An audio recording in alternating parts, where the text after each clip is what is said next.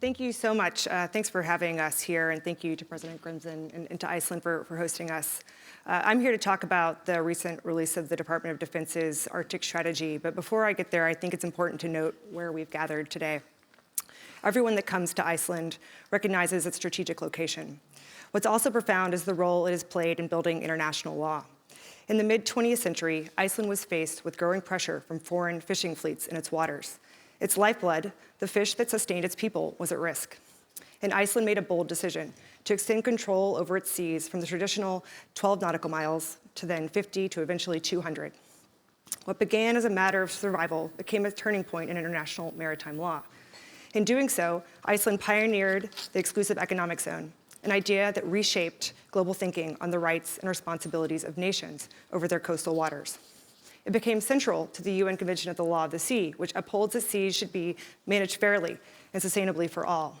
This lesser-known history is a powerful example of how a small nation committed to protecting its own community helped shape the rules-based international order we rely on today. It also underscores that it's not the size of a country, but rather its ability to contribute to a fair and cooperative global system. Together, we in this room form a shared community in Arctic security, and thanks goes to Iceland and President Grimson for continuing to foster it. This trip to Iceland is part of our intent to visit each of our Arctic allies following the release of the 2024 DoD Arctic Strategy. We put out this new strategy in large response to the dramatic changes in the environment in the past 5 years. Our message is one of stability and common cause, premised on the notion that security of the United States is possible when we have collective security in a system of international norms. We make it clear that our primary goal is to ensure the Arctic is a secure and stable region, one in which we work in concert with our allies and partners to ensure the US homeland and vital national interests are safeguarded. Our strategy is anchored around 3 lines of effort. We call them the 3 E's. First, enhancing our ability to understand and operate in the environment. Second, engaging with our allies and partners. And third, exercising calibrated presence in the region. Our Arctic allies and partners are the centerpiece and integral to all that we're doing in implementation. I'll share a few highlights of those efforts, but this is just the beginning. An immense amount of opportunity exists for us to deepen collaboration. First, in enhancing capabilities. Within the Department of Defense, we're expending a significant effort to decide where we should invest, including in communications architectures, missile defense, platforms, and equipment. Many of these same conversations are happening in tandem in the capitals of Arctic allies and partners.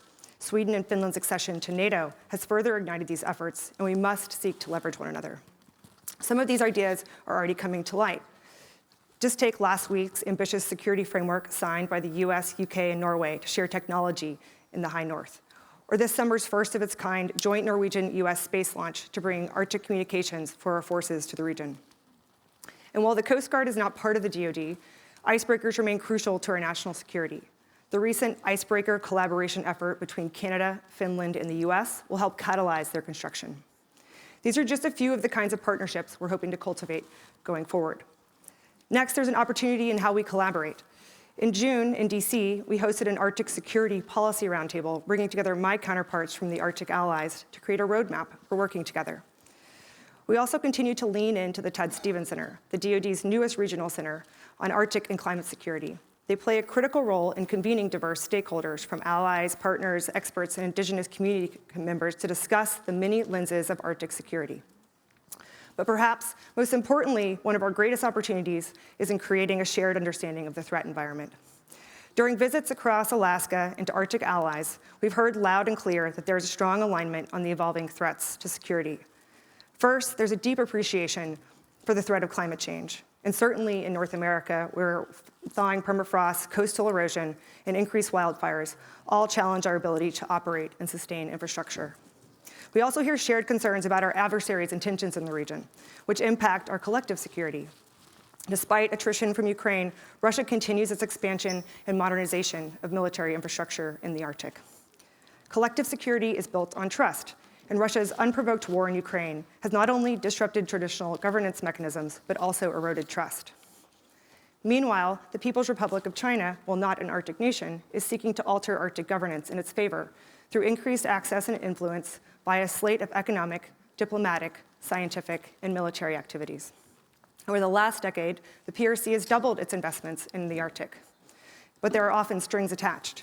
including the guise of scientific research for military purposes, and to gain a foothold in the Arctic for future resources and strategic advantage. This brings me to some other challenges we're seeing, including a significant increase in hybrid threats.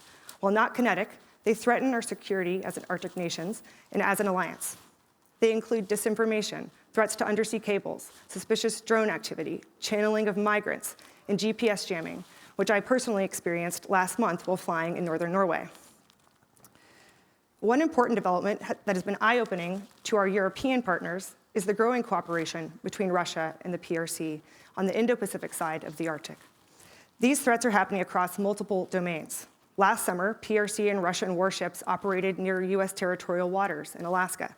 Just 2 weeks after we released our Arctic strategy this summer, 2 PRC and 2 Russian bombers conducted an unprecedented flight on the edge of Alaska.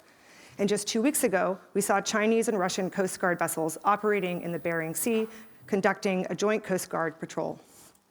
These operations are not accidental. They are meant to send a signal. So I'll close with a simple message. The Arctic is a bridge that connects North America, Europe, and the Indo-Pacific.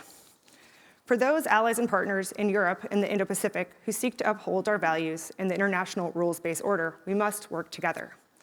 But it also means that we must look beyond just defense. We must look to diplomacy, we must look to economics, and we must look to science.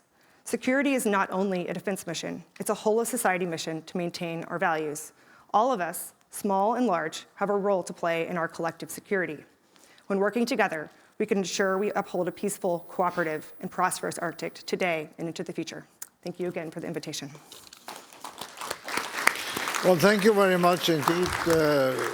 Sharon, do you want to add something to that before we open to questions? Or?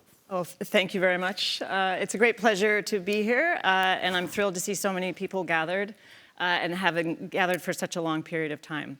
I would like to just comment and add to my colleagues' very good remarks regarding American security policy. I come from the Department of State point of view, the foreign policy point of view.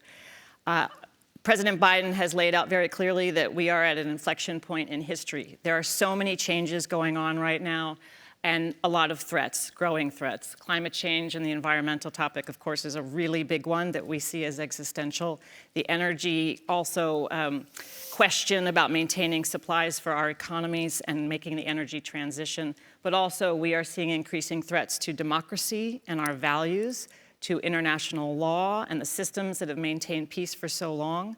And we're also seeing increased amounts of conflict globally.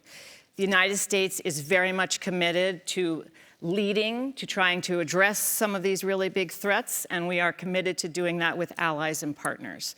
That is something we take very seriously, both on bilateral basis and on a multilateral basis, and all of that comes together in the Arctic region. This is something we see very clearly, and as other speakers have highlighted, it has been a major rising priority for the United States. We have always been an Arctic nation. We have always had a very large, important state in the Arctic with our people and our representatives and our economic resources. Now we are making it a really top foreign policy priority and investing resources in that. And along those lines, the Arctic Council is, in our view, without a doubt, the premier governance body to maintain peace and stability in that region. We believe that science is incredibly important and are putting resources into that. And we want to move forward with all of our allies and partners in the region. So that's sort of the foundation for this, which comes from and informs a lot of our new strategies that have come out, our engagements, our ambassador-at-large position, our new diplomatic presences in Greenland and northern Norway in the Arctic Circle. All of that is part of this complete dedication to making sure that the Arctic can be sustained and peaceful and free of conflict. Well, thank you very much. Let us have the lights up in the hall. Yeah, I see now we have the clock running. Before it was a black screen, so I was wondering how I should interpret that, whether we should have unlimited time or whether we should just finish.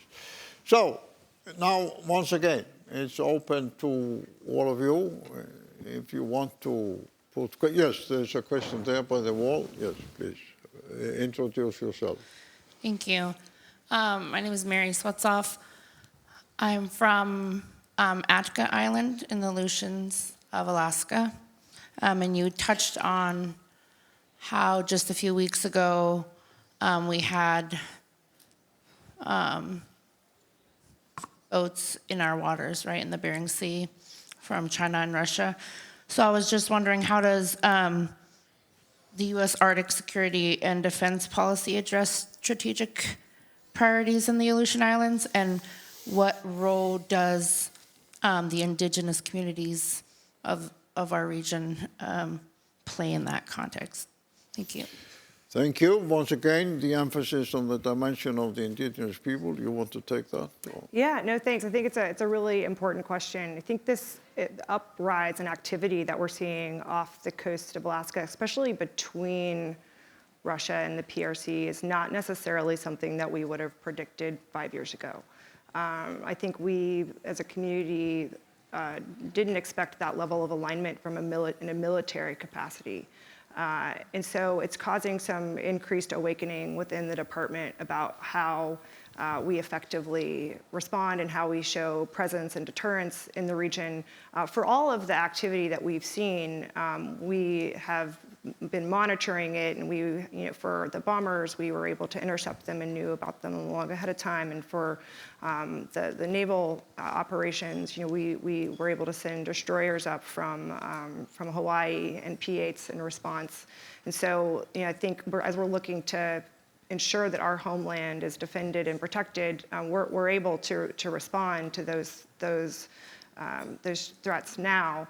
I think when we look to the future, I think we're in active conversation about what kind of infrastructure we need in Alaska, and Northcom's doing a lot of thinking about this. Northcom owns the Homeland Defense problem set, and so they're doing a lot of thinking. We also are actively in conversation all the time with our Native Alaskan communities that are in Alaska when we're doing exercises, when we're thinking about different types of engagements. We have tribal liaisons that are on the ground speaking to communities all the time. There's over 270 plus Alaska Native communities, and so that is very front of mind when we're looking at operations. And I want to say one other thing that I think is important to note as we talk about the dynamic, the military dynamic between the PRC and Russia, is that while we're seeing this increased collaboration, and it's, I think, eye-opening, and we're watching it with concern, it's not an alliance. It is not the same as our alliance in NATO, or the incredible depth of interoperability and trust and bond that we have with our allies. Them flying around in circles together or doing naval passages together does not make an alliance, and so I don't want to overstate that cooperation either. May I? Add one thing? Just to go to your point about ships in the Aleutian Islands in that area, one of the issues that we are tracking very carefully is what's commonly referred to as the shadow fleet. And these are unregistered ships, some of them unsafe, they are not insured, they're not working within our international legal system for shipping, and they're being used by Russia to evade sanctions that have been put in place because they invaded and attacked Ukraine.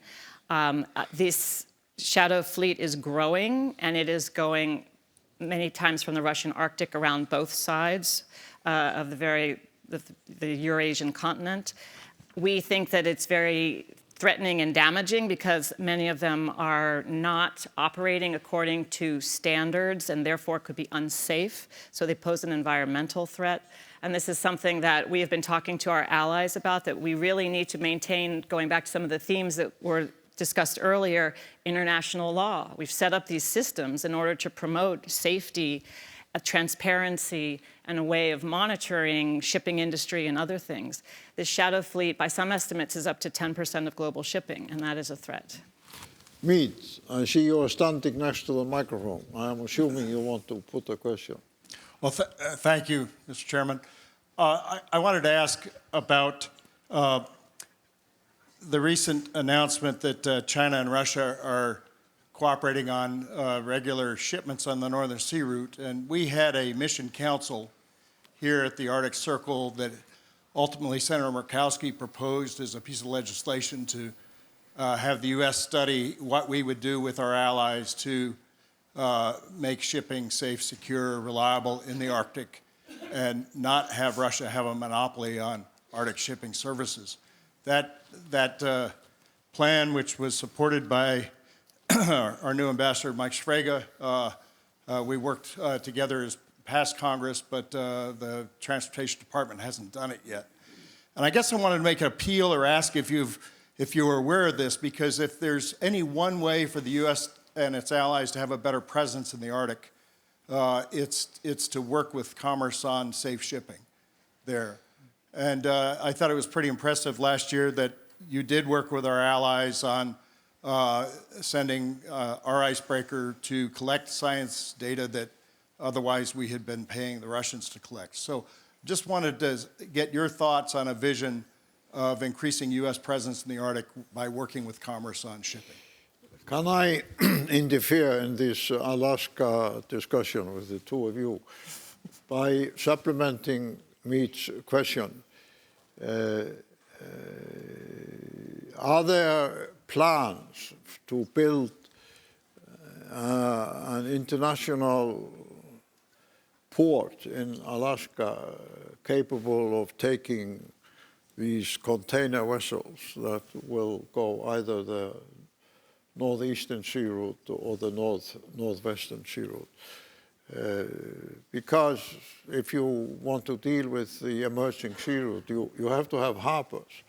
We are very well aware of that in Iceland because we have had the proposal from Germany to study building a harbor in the eastern part of Iceland to deal with the potential sea route across the North Pole, the so-called center route, because that's the shortest distance, and it will allow the Chinese to get away from the Russian regulation of the sea route. So if I can supplement Mead's question with these plans for big harbors up in Alaska. Absolutely. Maybe I can start, and then if you want to chime in on some of the environmental protection issues, I think that would be really helpful. Yeah, I think first off, we view that Russia regulates the Northern Sea Route counter to international law. That they're trying to regulate that as if it's domestic waters, and we feel that they are international waters. So I think it's important to state that we continue to want to uphold international law, and that we feel that they're not doing that with the regulation of the Northern Sea Route. I think commercial traffic is something that we're closely monitoring, and I think that the U.S. government closely monitors the uptick in commercial traffic in general. We, I think, have been concerned for a long time in the DOD of cruise ship traffic in particular that is increasing in amounts, especially around the Northwest Passage across Canada, and knowing that it's very, very hard to deal with search and rescue potential disasters that could occur. The Department of Defense is not the first on the line for responding to those disasters, but we would often be called in the case of a huge disaster. And I think it's a really tricky problem set to kind of predict, but that is very top of mind. Actually, Congress has asked us to look at that as well through various reports. But it's also important to recognize that the geography is different in the North American Arctic than it is in the European Arctic, which is maybe not as well known, but it's much colder in the North American Arctic. The ice stays longer there. The various archipelagos across the northern part of Canada stay more ice-hardened. It also means it can be more dangerous, quite frankly, to operate in and around there. So we're watching how the environment evolves with great interest.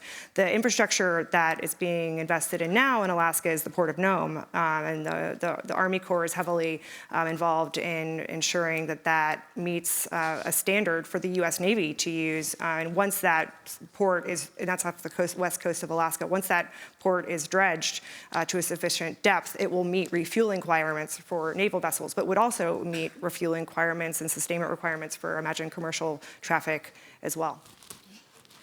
I would just add to these two questions that we are very much taking a whole of government approach to our Arctic strategy and our Arctic policy in general. And so that means all the different parts of the United States government being able to bring their very considerable power and assets to supporting the policy and the goals and aims of the policy. after we did our national Arctic strategy, we then released an implementation strategy, which shows very concretely the actions, including with the Port of Nome, many of these in the state of Alaska, many supporting indigenous communities, and others that are now in process to make sure that our commitment is being fulfilled. And it's being done in the right way to benefit all of the local peoples and everything as it should be. So I would just add that the state and local aspect of it, so as talking about the state of Alaska and Nome and everything else, is a critical element as we give our contributions to the region writ large. And we are sharing this with our Arctic partners, especially through the Arctic Council. Search and rescue is an important element of that, keeping everything peaceful and safe to fulfill the mission. And so we are learning at the same time and sharing what's happening, what are the best practices coming out of northern Finland or Iceland, other areas like that. The exchange part is essential to making sure that we can indeed work together as true allies. We are already overrunning time, but if there is one more question with very quick answer, I will allow that.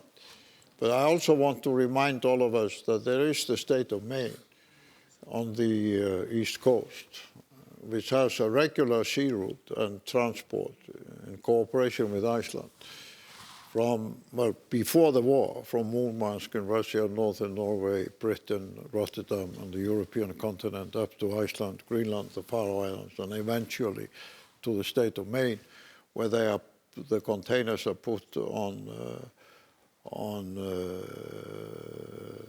the trains and transported all over the United States. So I know I'm not popular in Alaska for bringing in the state of Maine, but the fact of the matter is the main shipping connection between our part of the Arctic and linking together the big European market and the big American market is actually the state of Maine in cooperation with us here in Iceland and our shipping company, Eimskip. That's why we have a Maine night here on the Saturday night at the final party to celebrate that. Oh, you just wanted to eat lobster. Yeah. Okay, I don't see any quick question anywhere.